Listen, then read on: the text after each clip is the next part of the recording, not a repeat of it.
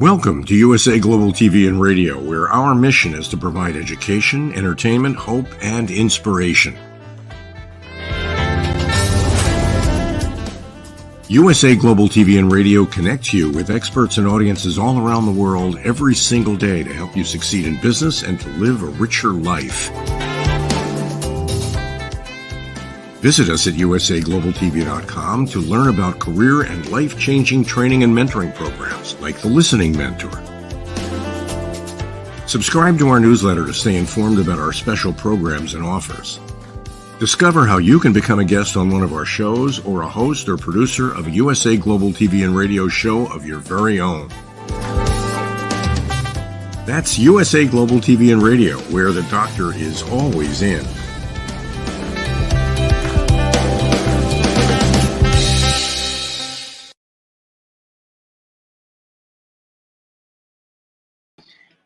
A very, very warm welcome to everyone out there, wherever you are in this world. It is a great privilege and an honor to be running Live, Learn, Teach, Inspire twice in 1 month. And we have got, like every time we run this program, we have phenomenal people coming on the show. We are very privileged to connect and engage with the most unbelievable and influential people on this journey.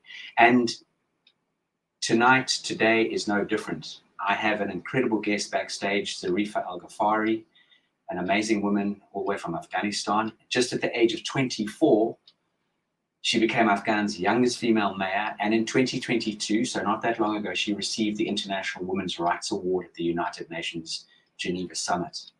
But I can assure you, Zarifa's journey has been less than comfortable.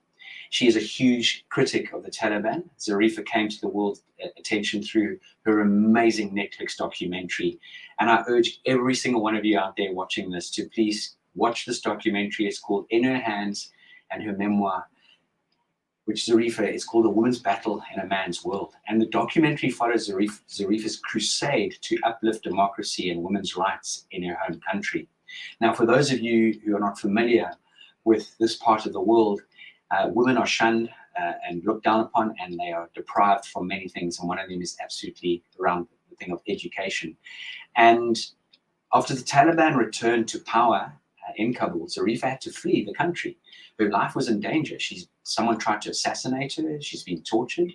She's been through many, many challenging situations. And in that Netflix journey, you will be able to see this incredible, painful sort of depiction of life in Afghanistan and how it's been over the last couple of decades.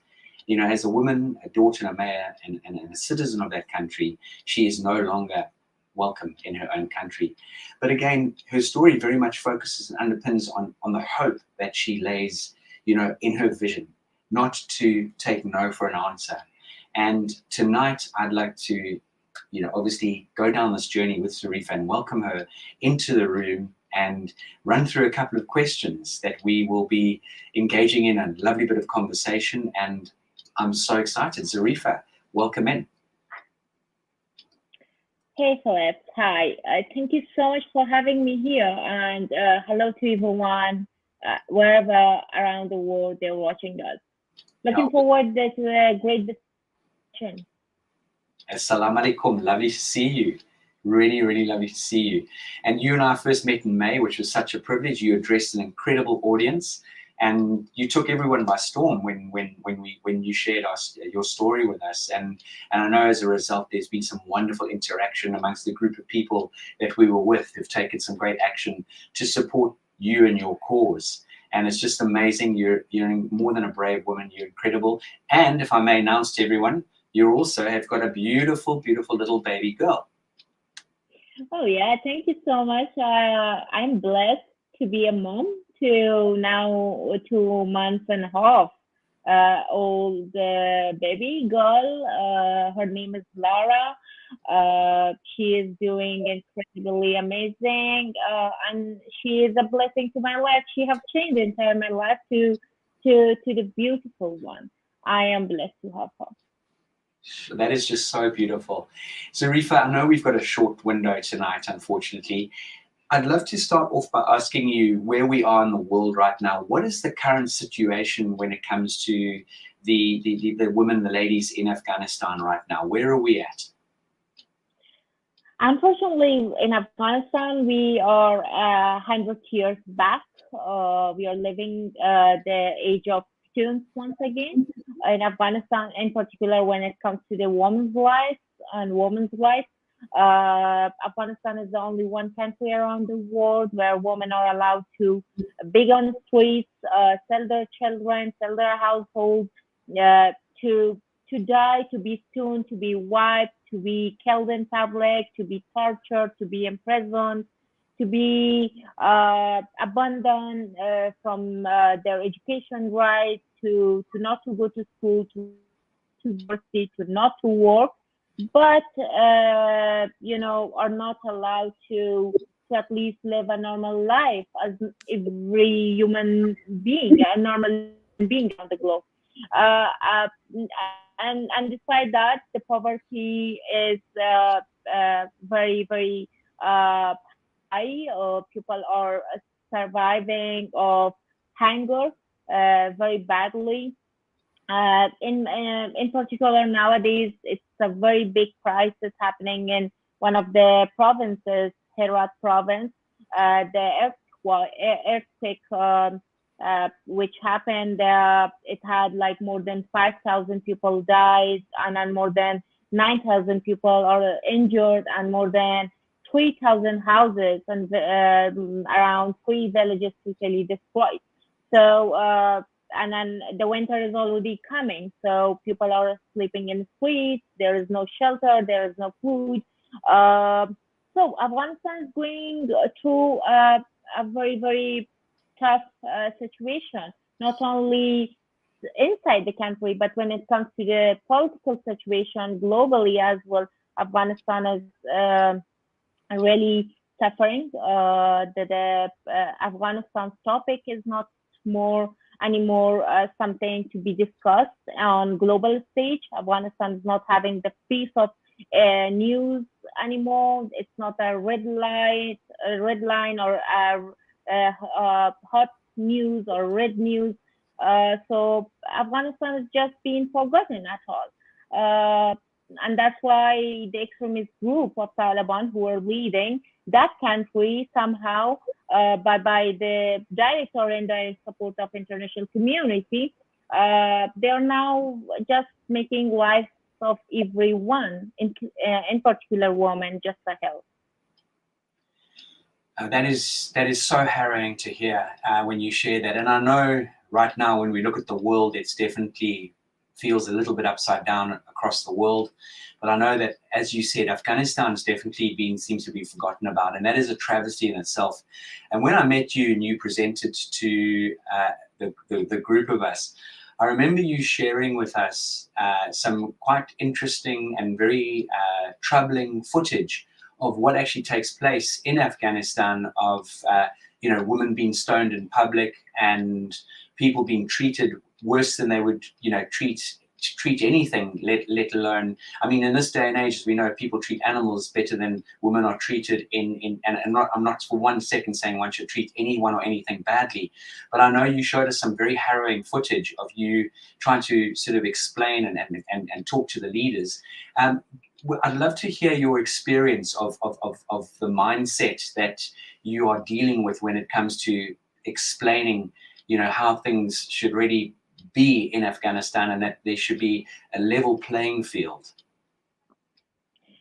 Afghanistan is a very beautiful country. It's a mountainous, beautiful country. It's the heart of Asia. Geopolitically, Afghanistan is a very important country globally for trade, for business, for politics, for so many things. Afghanistan have been playing a great role into connecting dozens of corners of the world, including Europe to Asia. Afghanistan has a beauty of different languages, the beauty of different ethnicities, different cultures. and different religions, but all together coming and making a beautiful nation, a beautiful country with a great nation.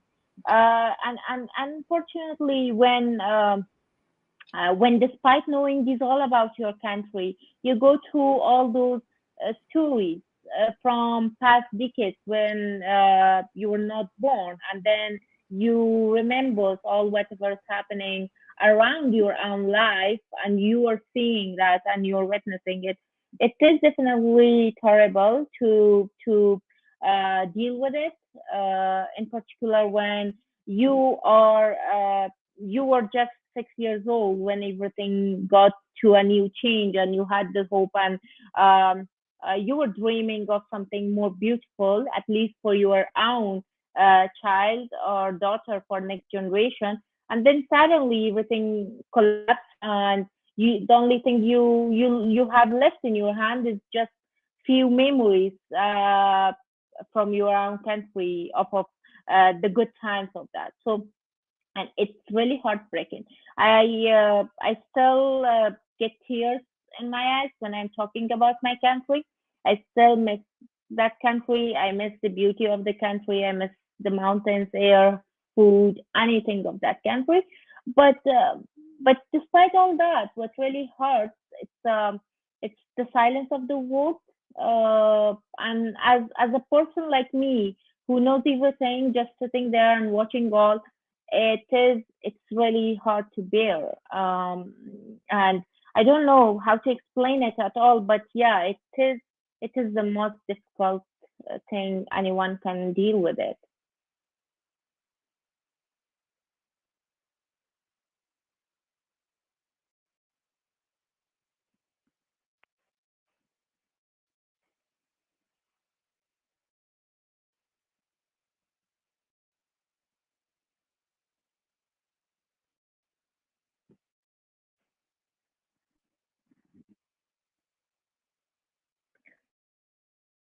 I'm sorry if anybody hears me. I can't hear you, Philip.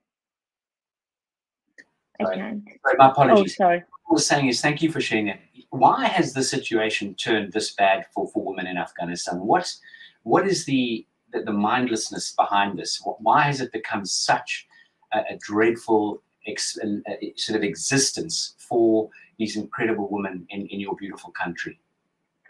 Oh, actually, there are a few reasons, but let me share some concrete one. First, Afghanistan as a important country and as the geopolitical location and situation of this country. This country has been always the middle or the center of uh, global games, in particular intelligence games, since decades and decades, since the time of British Empire and then Russian Empire and until now, Soviet Empire until now. That's one case that the leaders of the world, the ones who plays power games, they always seek their own benefits by playing their own dirty games in that country, and through that country into entire region. That's one issue.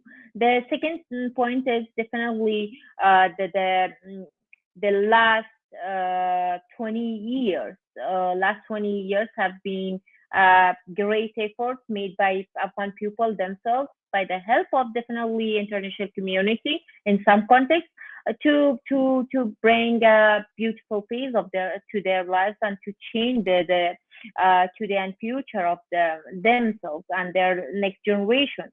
But that all efforts came to an end when the Doha deal was signed by US with Taliban. A free, democratic, and a so-called human rights defender country comes up and signs a deal with a group that UN, they are still blacklisted in United Nations. They are still called tourist group. They are still having dozens of dollars as a price on their head. And then, with such a group, country comes and signs a deal, and then it's like kind of selling country, with entire the nation, and the hopes, the dreams, the today and future of these generations living in that country, to a group of terrorists because of their own benefits. We all know that Taliban are more cheaper soldiers, more easy use soldiers for those players. So that's the second thing. And the last thing is about inside issues inside the country. Unfortunately, we couldn't we were not able to get more women educated. We failed to connect central areas into villages of that country. We were not able to really bring that woman rights topic in a concrete level to inherit the best of it in society. Unfortunately, those bad and extremist ideologies, those the gender discrimination and extremist ideologies and worse, wrong interpretation of Islamic values and verses in Afghanistan by some extremist people. Those all together came and have been making a very dark point to the life of entire nation, but in particular women of that country. And now whatever we are going through, in particular right now, it is just because of the international community. They have bring this Taliban into power. They were the reason to give them this opportunity to do this all. And when we raised our voices, when we tried to convince the world, they never heard that, they never listened to us. And now also, they are just letting us burn there.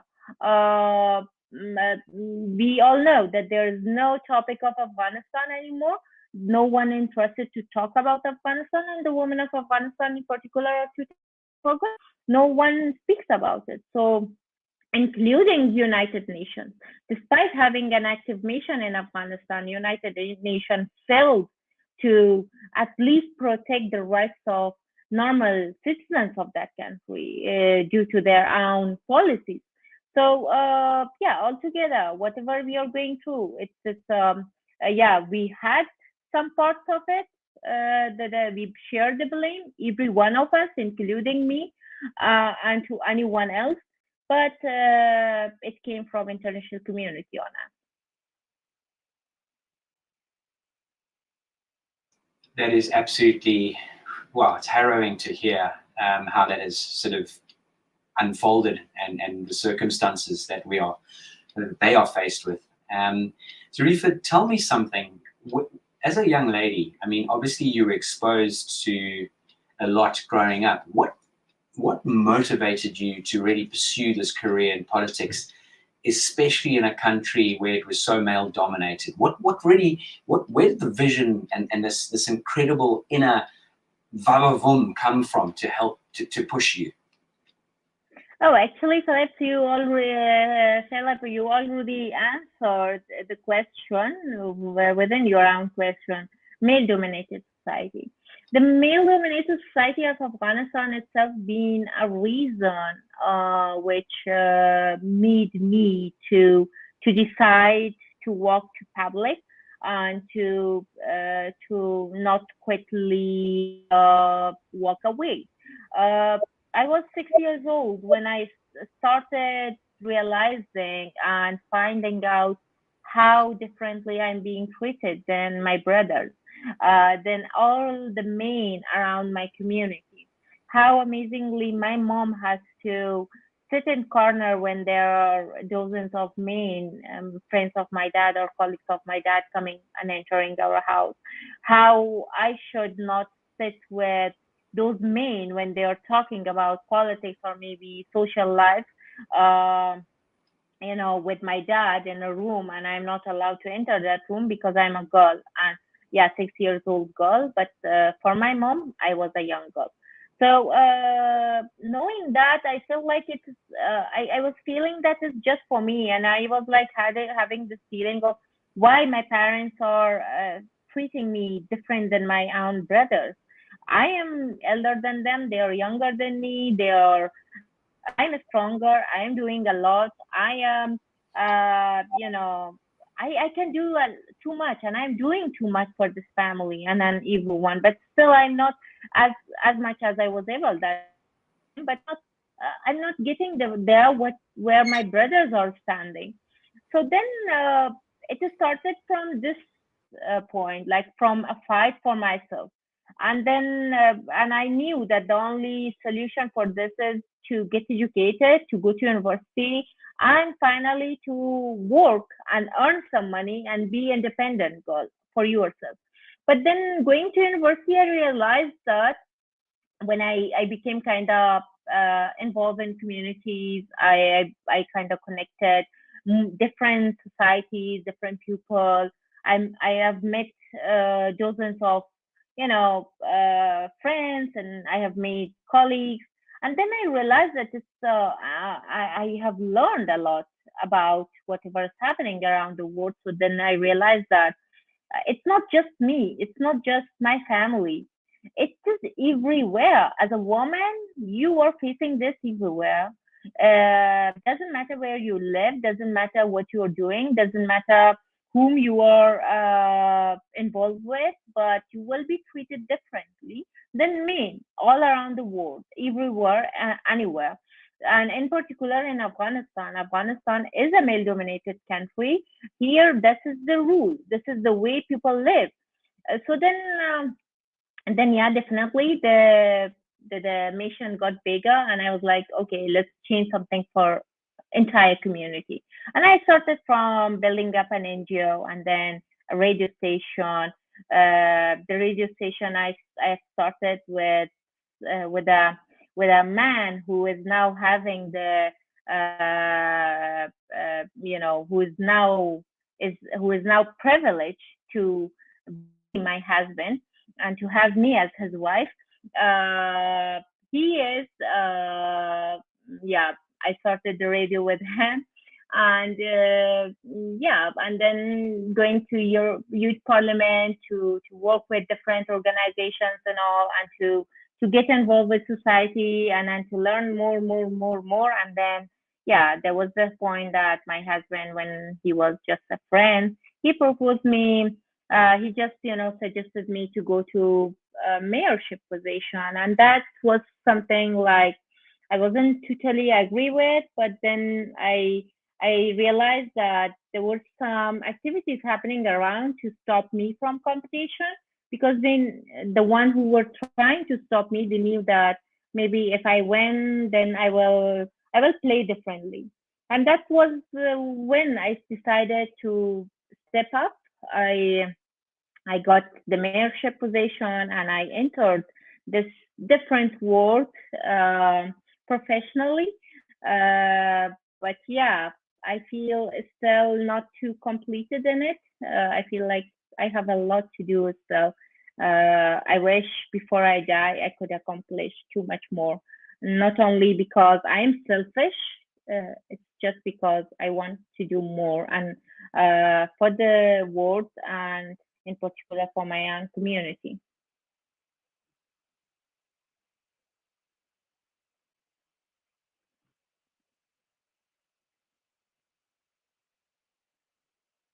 Caleb, you're mute.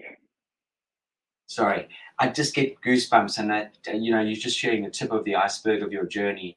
I'd love to find out from you, what were some of the big challenges that you faced in becoming the first female mayor in Afghanistan, because that is huge. That is something that if you had have said to someone in Afghanistan there's going to be a female mayor, they would have laughed at you, right? They would have gone, "You've got to be kidding me." So what were some of the, I know there were many challenges, but if you could share one or two challenges that you faced becoming the first female mayor in Afghanistan. Yeah, becoming one of the first female mayors has been an amazing journey full of up and downs. It was a journey of happiness and sadness all together. Sometimes years of happiness, sometimes years of so bad sorrow and hardship. Yeah, but two amazing experiences that really touch my heart every time I remember my time as my period as a male, and it will remain always in my heart close, and I'm sure has been shaping my life in a very different way now. Is one during mayorship, I have been the hardest experience has been the attacks on my life, and but the one which was more, it was the death of my dad.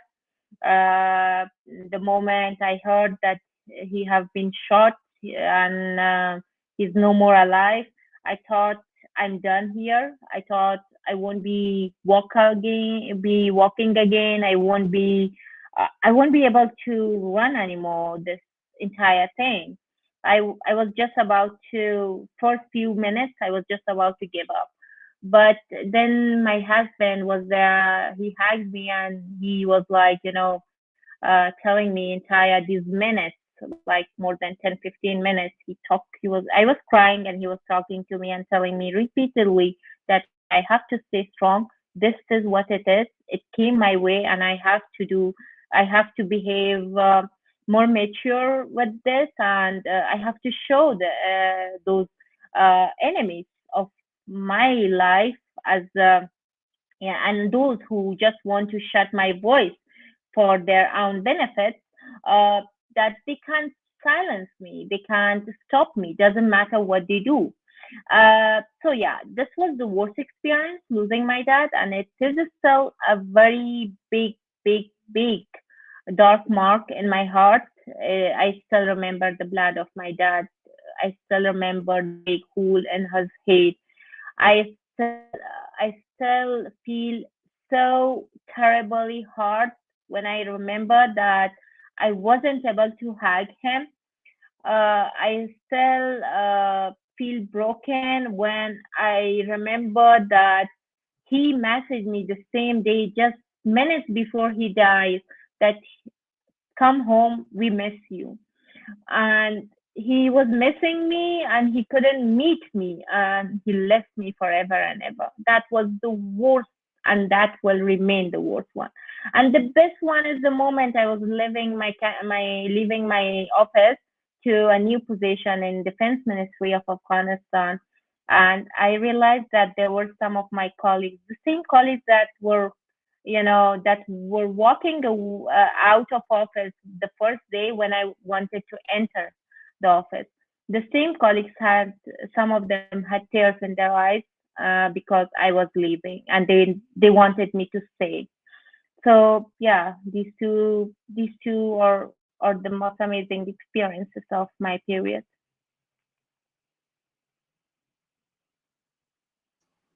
That just, yeah, that I feel your hurt and grief. It's harrowing to listen to your journey and story. Um, you know, being brave is not the word for you. It's more than brave. And you've made a huge impact uh, in people's lives, not just women, but in people's lives. You've given people this belief in you can achieve things if you really want to in life. And again, I know Bashir has been a real solid rock in your life and has supported you incredibly well. Something that I would like to ask you is, what were some of the really wonderful achievements and projects during your tenure as a mayor? What were some of the wonderful things that you created and you brought to life while you were in mayorship?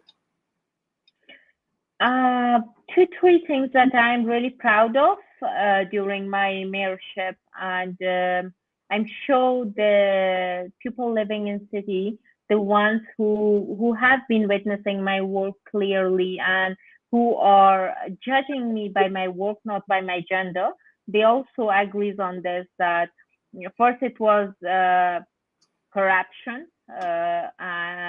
in municipality office. It was the worst type of corruption going on, and there was a group of colleagues working in the office that had no qualification. They were all at least 12 pass people working in municipality office, despite hundreds, thousands educated, university graduated people were walking jobless around this city, and they had no chance to enter the office because the office was kind of in control of a mafia system. So bringing this office out of those mafia's hands, and then reforming the office, and kind of ending the corruption system by installing some systems, which was helping by revenues, projects, and all management tools. That was one thing that I'm so proud of it, and that's something that still works and still helps that office to run ahead, at least in a good way. Secondly, it was the projects that we were run. The more important one was this a market for women. It was an underground market for women, and I was really eager to finish that as soon as we could, and to open it for people, which was really kind of a very, very big dream. And now, unfortunately, it's been because of Taliban, since they are in control. Unfortunately, that work of the project is totally stopped, and we don't have the hell is this?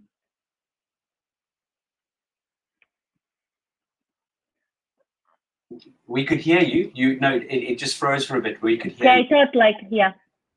I thought like I have lost. But now that project is stopped. No work on that project, because municipality office has no enough budget to do the construction work of the project. And definitely no one cares about the market for women in that country now, when it comes to the leaders of Taliban or responsible of government. And the other one was the city cleaning and city management, including building streets of the city, that in cooperation with 2-3 other governmental departments, we have been able to not only develop the city in a good way, and help the city roads being built after decades and decades inside the city, but we were able to clean the city from those land mafias who were grabbing lands illegally, and then kind of registered those a big amount of land, like more than 1,000 of land to government system, which will remain a big achievement for the entire provincial administration for next 2 long years.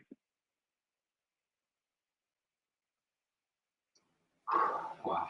And now that's all been undone, right? That's all just, things have just fallen down, and it's like a massive avalanche that's just broken up everything. And again, I've got a couple of questions a little bit later on that I've been thinking about asking you. Out of all the things that you've managed to achieve, I know one thing you haven't done is give up, that's for sure. Okay, I know you're not giving up, and that's one thing I know you won't give up. What was the one sort of particular inspiring or moving moment in your life that really reaffirms you and your commitment to this cause that is so important? What is that one thing? What is driving Zarifa Ghafari?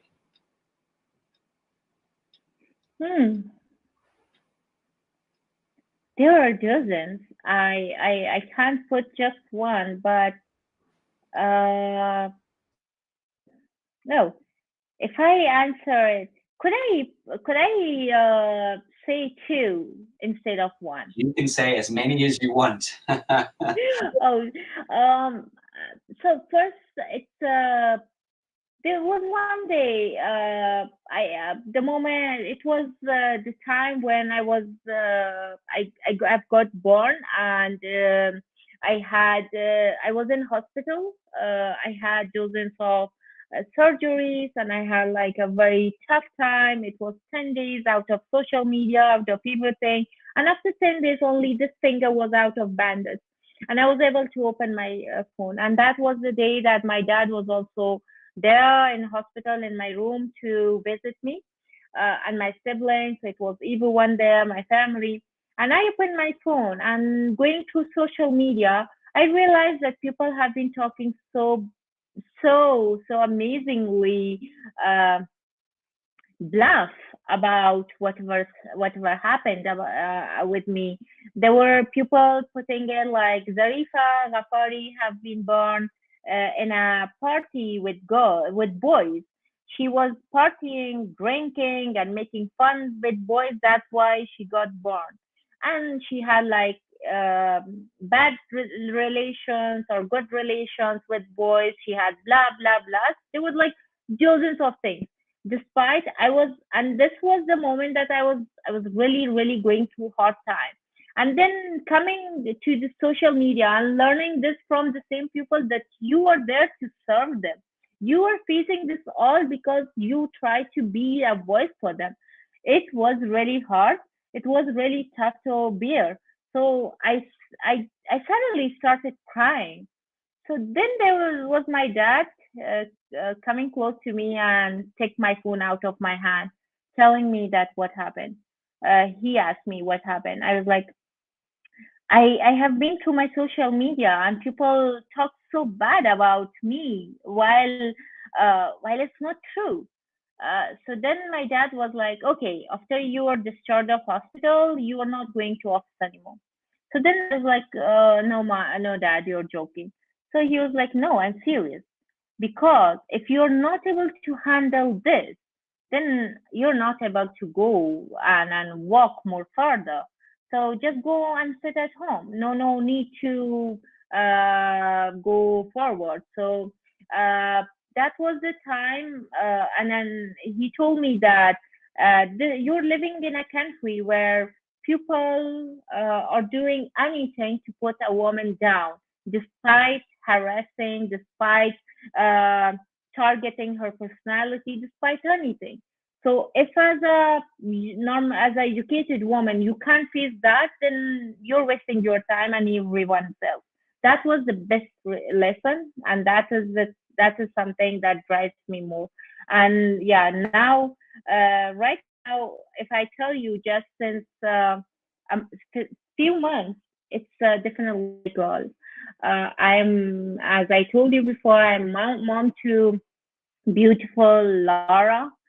Since she's born, I'm living entirely for her because I want her to live different life inside the country that she belongs to, Afghanistan, with more better opportunities than her mom. So fighting for her doesn't matter what.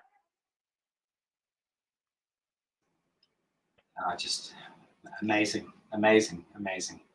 Thank you for such incredible answers. And I just look at that and hear what you're sharing. And I just love the fuel. I love the energy. I love what has inspired you. And it's actually giving you a real trigger to go forth and literally conquer. And I suppose for someone who has had such, let's put it realistically, an interesting life, a very challenging life, a life also full of turmoil, and a life that you've had the opportunity to turn around and do something amazing. And I suppose one question that I'm sure well, I don't want to put words in your mouth, but often people say, why did this happen to me? Or do we turn that around and say, why did this happen for me? And that trigger is definitely, I see that within you. And I would love to ask you, when it comes to your future plans and, those aspirations for continuing your work in promoting gender equality and women's rights, what are those amazing plans that you've got that you would love to share with our audience?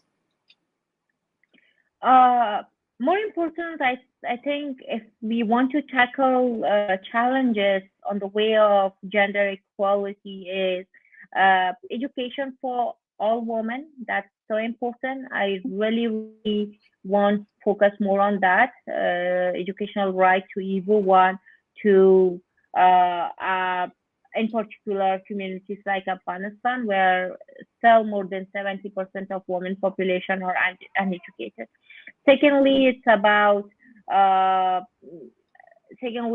I really plan is about bringing a global unity among women, so they can be leaders of their own community. They can be one voice for shared problems. They can be all together and stand in solidarity against all injustices. And more importantly, I feel it is so important that women start leaving themselves, coming up and standing in front line, and then taking the charge of the world. And so I'm so committed, and I am really feeling so good to say this clearly, that the world is not doing so good in the hands of male leaders. So we need some more women leaders to take the charge of the world order, and in particular in politics, because we are already running through a war, and I'm afraid there will be more bigger wars coming on our way, because some men are just there to kill, and they know only to kill and to destroy. But I believe if women are there, they can, because mothers are not well, they will never ever get people to die or to make them to die. So these are the things that I want to do it in future. I know the last one is too big mission, too big dream, but yeah, I can start doing that from my own home. I can be the leader of my own life and community, or if possible, places that I belong to, and I can, if not me, I can raise my girl to be one of them. So anyone can start from within themselves. Zarifa, I've, as an organization, and being privileged to have met you, but as an organization, one thing I've always maintained, I get to work, or we as the British School of Excellence, we get to work with the most incredible women and men. But I've always been a huge fan of women. I think women take on too much, and women are definitely taken for granted in many parts of the world and in society. And it really is something that I couldn't agree with you more. I think if we had more women in leadership roles, predominantly running countries, there would be less destruction, devastation. There would be conversations that would be had. There would be rationale brought to the table, and there would be very little arrogance and very little sort of machoism and heroism kicking off there. And I couldn't agree with you more. You put that really, really brilliantly, and I'm all 100% behind you. And I hope whether you're a male or female, would hopefully agree that what Zarifa's just shared with us on that particular scenario is it couldn't be, more to the point. And I really thank you for that. Saying that, but also having the brevity, being brave enough to share your view on that, because we will always get people pushing back on that. So that is really wonderful to hear. Now, something that if you had to give either your younger self, or not only just your younger self, not your beautiful Lara, but just women out there, young women who really, really aspire to be leaders, and make a difference in their communities, amongst their families, amongst the countries they live in. And whether it be reasonably, fairly straightforward circumstances or challenging circumstances, what would you suggest? What guidance would you give those people, those beautiful young women who have aspirations? Thank you for it. It's first of all, before answering your question, I not only dare to share my opinion on the leadership of women, but I believe it. I know as a woman, I know it will be wonderful if globally the globe is going to be led by women. Trust me, there will be no war, as you said. I totally agree on that too. So yeah, on giving advice to those women.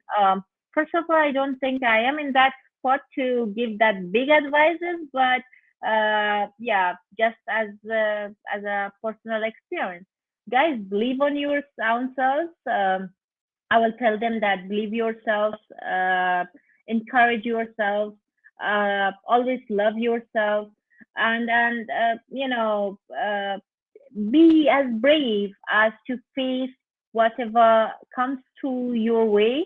Uh, Tackle it, and then at the end of it, just if it's good, enjoy it. If it's bad, take it as a lesson of life, but never give up. The way you bring those experiences together, and the way you could be as brave as possible to believe yourself, to encourage yourself to take more, I am sure you can achieve anything possible. Absolutely, just solid advice, and that's very much from the heart. And I think if any young lady or even young man out there needs inspiration, all they need to do is watch your Netflix series and listen to your journey, because that in itself is just the most incredible, inspiring story. That one of the ones that's really resonated with me, and that's one of the reasons I was so keen for you to come on and live, learn, teach, inspire. And again, with regard to where Afghanistan is right now, where do you see things, or how do you see things unfolding with Afghanistan and women's position within that country right now? Where is it right now? What do you I know what you've got in your vision and in your sights, but where are we at right now? We are in a place where to be totally forgotten by world. We are left alone. We are disconnected with world, and we feel totally disconnected with world. We feel abandoned. We feel, kind of totally destroyed by a traditional community. The ones who are so human too. But despite all that, we are committed. We are fighting. We are not walking quickly away. We are standing our ground, and I hope change will come. Not if not now, maybe tomorrow. If not tomorrow, the after tomorrow. There is hope, and if there is hope, there is always change. And there's always some opportunities. So we are so committed on that. And when it comes to women of that country, trust me, if while women of Afghanistan are victims, they are broken, they are being through very bad times, during different decades and since long times, but still, believe me, they are symbol of resistance, commitment, and bravery. The women of Afghanistan, and their lives are totally a lesson that everyone who walks the path like us could just give a look to it.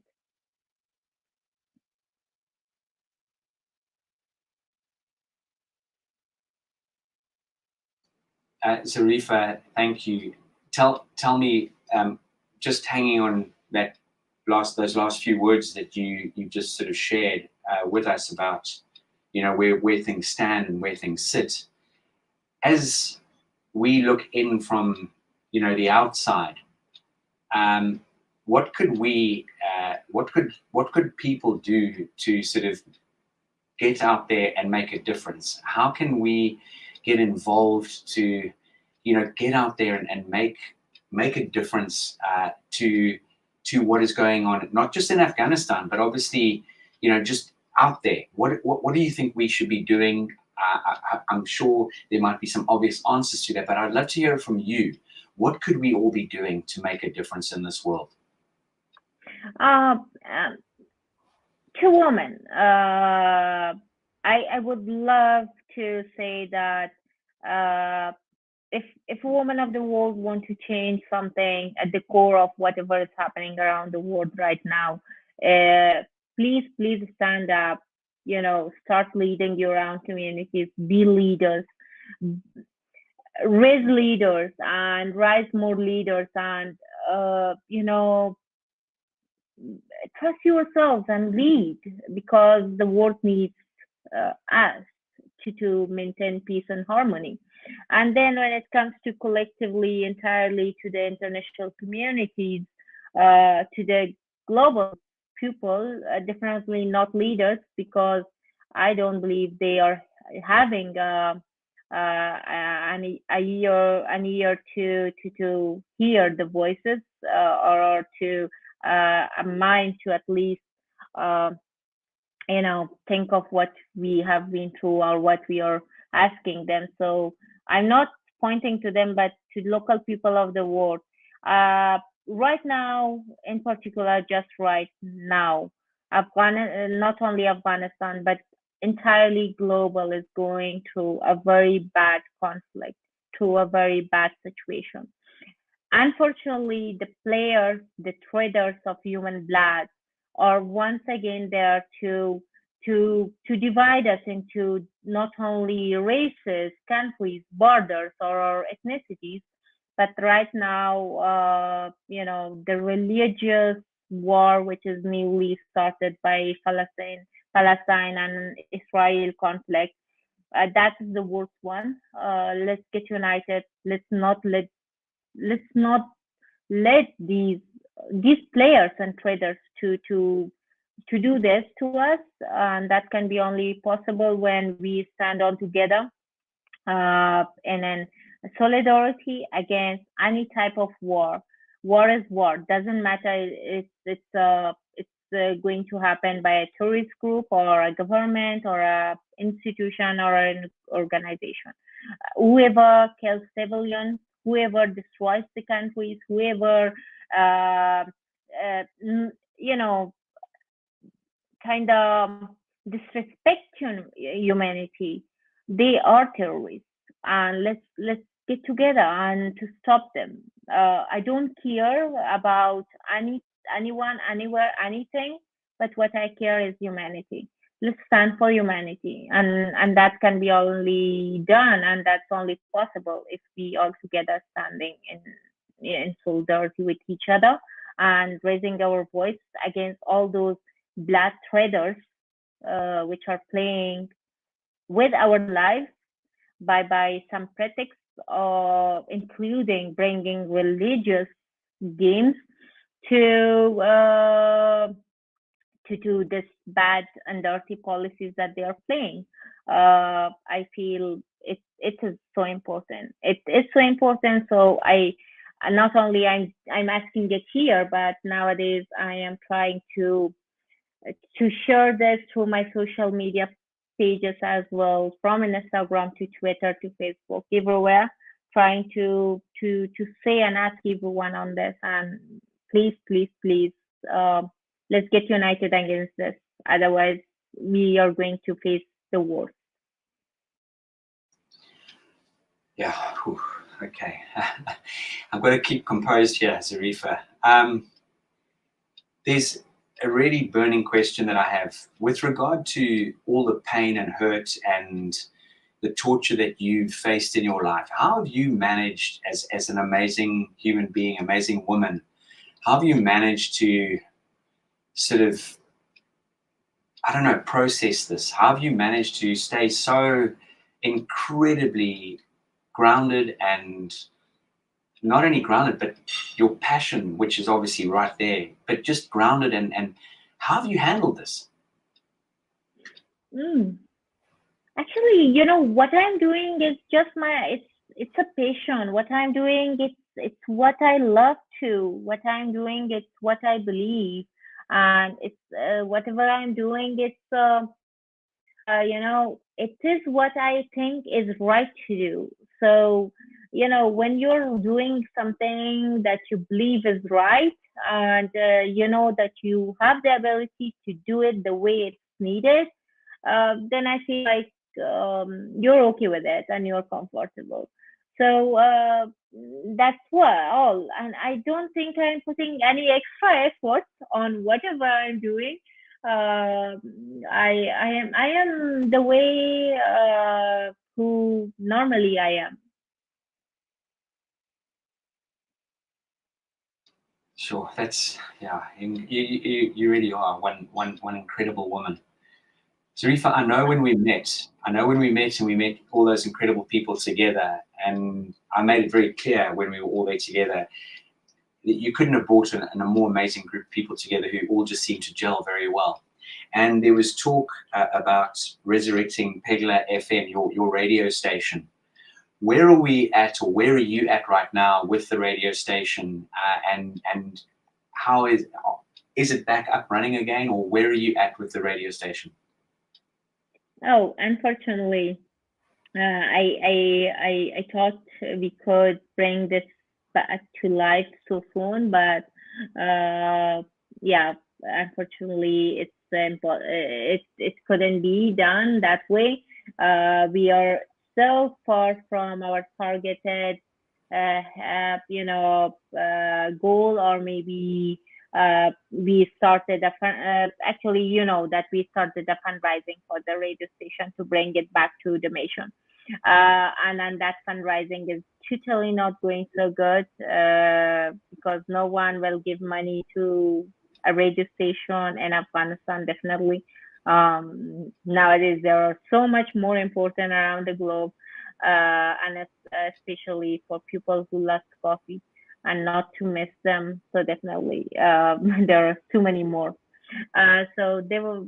That's what it is. I feel bad about that, but I'm not giving up. Doesn't matter if I am not able to do it this time. Maybe few months later, few times later. But bringing Radio Perla on a nation back is a target, and I'm gonna do this as soon as I am able to manage the financial issues with it. All right. So anyone out there listening to this, you know, I really would appreciate you taking the time to go on a journey and discover more about Zarifa and her vision and focus and passion. And just before we close out, I mean, this hour has just run away. I don't know where it's gone. What can people around the world, how can they support your cause? And, you know, what platforms do we have out there? I know we've got, and I'd like our producer to please bring out your website and also share your Amazon book page, and we might as well do that right in the next moment or so. But you know, can individuals and organizations from around the world support your causes through various different channels? Yeah, definitely. Please, everyone, join my Twitter, my LinkedIn, and my Instagram, as well my Facebook page, where I'm sharing not only daily situation of Afghanistan, but definitely my work as well. So you can decide where to support and how. Yeah, my website is also somewhere where you can connect with me and my work easily. Yeah, and then last but not least, please read my book, Zarifa, Women's Battle in a Man's World, which is now out in 8 languages. And this, I'm not asking you to read this book because it's my book.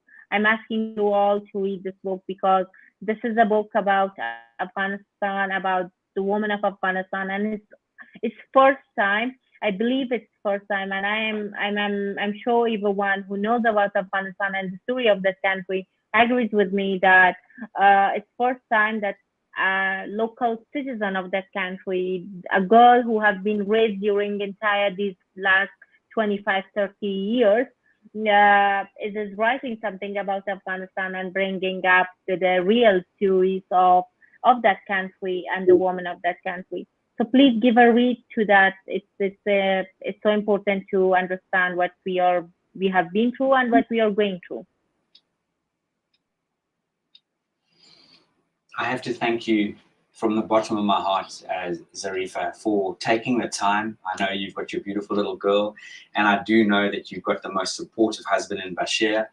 But it really is a true honor for us here at the British School of Excellence with our Live, Learn, Teach, Inspire program that we run to try and get as much information and news out there to support not just you, but to support the bigger cause that you are so passionate about. And we can only thank you for what you do and what you've been doing and what you're going to continue to do. So a huge thank you from me, from our producer who's been very quietly beavering in the background, and for all of those amazing people who have made the time to watch this episode, and they will be able to watch it going forward. But I thank you so much, and I really hope and pray that we get together in the very near future, whether I come over to Germany or you come to the UK, or who knows where we might meet again in the near future. But thank you so much. Thank you, Philip. Thank you so much. Definitely, I'm blessed to have Bashir as my life partner, and thank you to him. He is taking care of Laura right now. He's a good father and a good husband. Blessed to have him. But overall, it's been a pleasure talking to you, and it's nice to speak on different things once again, in particular about my country. The more I speak, the more I enjoy. Thank you so much. Looking forward to meeting you in person again. And it was a great experience. Shukran. Thank you so much. Take care, Zarifa. Thank you all very much for your time, energy, and effort on the Live, Learn, Teach, Inspire today, on what Zarifa had to share. And I really hope all of you out there listening got some massive value from that. And until next time, we've got another Live, Learn, Teach, Inspire taking place in November. So please watch the space, and we've got some very exciting things that are starting to unfold and happen. I wish you all the very best wherever you are in the world, and until next time, thank you. This program is brought to you in part by the British School of Excellence and founder, Mr. Philip Sykes, building confidence, changing lives. Do you share our view that etiquette is a set of modern life skills that are essential for personal and professional success? Join us as an etiquette coach and change people's lives through the power of etiquette and manners. The last few days have been really amazing. I had a trainer course from the British School of Etiquette. And I must say it's been one of the best decisions I've ever made and one of the best investments I've made in my own training and development. Now, words alone will not describe the transformation and the positive path that I have traveled with the British School of Etiquette. I found I learned a lot from the lessons this time I came. The last few days with the British School of Etiquette have been fantastic. And what I've learned now is really beyond my expectations.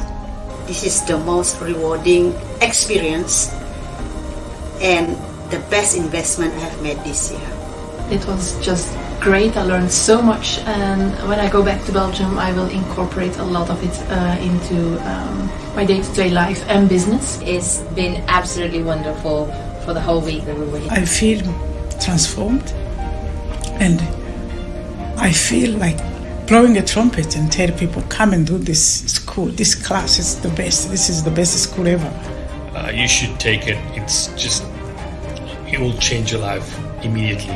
I am now able to teach other people how to bring the best of them. Thank you. Thank you, BSc. Thank you. Thank you so much. Thank you. Thank you to our clients for their testimonials on the Train the Trainer program. Our exponential and global growth is so significant that we've evolved from the British School of Etiquette to the British School of Excellence, where we're investors in people. Let us invest in you and your career. Contact us to become an etiquette coach. Go to thebritishschoolofexcellence.com. Start your career and elevate your success today.